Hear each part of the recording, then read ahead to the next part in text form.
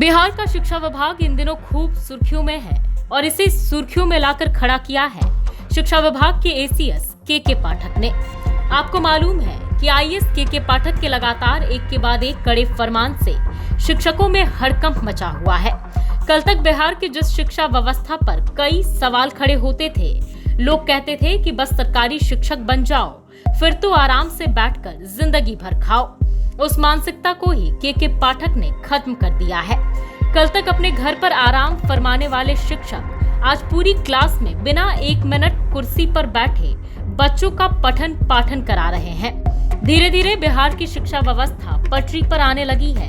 आज शायद ही कोई ऐसा दिन होगा जब शिक्षकों के लिए या फिर स्कूलों के लिए कोई फरमान ना निकला हो।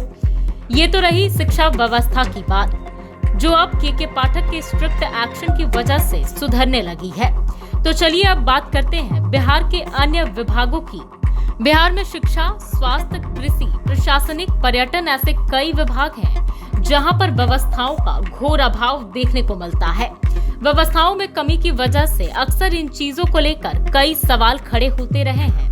इन व्यवस्थाओं के बदहाल होने से इसका सीधा असर आम जनता पर पड़ता है।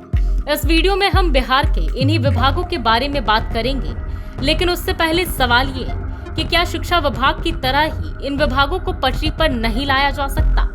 क्या इन विभागों में भी कोई के पाठक नहीं आ सकते जो इन व्यवस्थाओं को पटरी पर ला दे?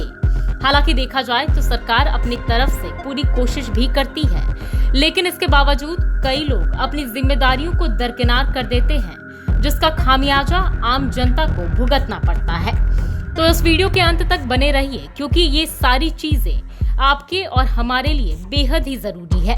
सबसे पहले बात करते हैं बिहार के स्वास्थ्य विभाग की। बिहार में स्वास्थ्य व्यवस्थाओं का क्या हाल है, ये किसी से छिपा नहीं है।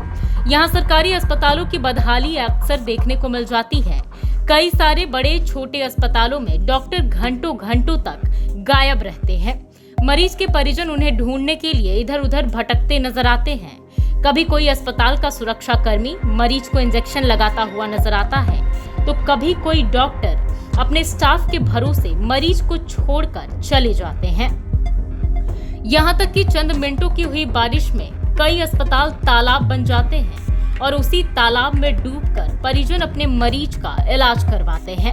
इन सब परेशानियों को देखते हुए मरीज के परिजन पैसों का अभाव रहते हुए भी निजी अस्पतालों का रुख करते हैं, जहां उन्हें मोटी रकम चुकानी पड़ती है। कई बार पैसे ना जुटा पाने की वजह से कितने लोग अपने परिजनों का साथ खो देते हैं। वहीं अन्य विभागों की बात की जाए तो उनका भी हाल खस्ता हाल है। अन्य विभागों में हो रही लापरवाही का नुकसान लोगों को उठाना पड़ता है। लेकिन क्या आपको नहीं लगता कि जिस तरह से बिहार की शिक्षा विभाग पर काम किया जा रहा है, उसी तरह स्वास्थ्य समेत अन्य विभागों पर फोकस किया जाता, या फिर इन विभागों में भी आईएएस के पाठक जैसे किसी शख्स की एंट्री हो जाती, तो ये सारी व्यवस्था भी पटरी पर आ जाती और निश्चित ही एक बड़ा बदलाव देखने को मिलता। इस वीडियो में बस इतना ही। बाकी की वीडियोस के लिए बने रहे लाइव सिटीज के साथ। वीडियो देखने के लिए आपका धन्यवाद।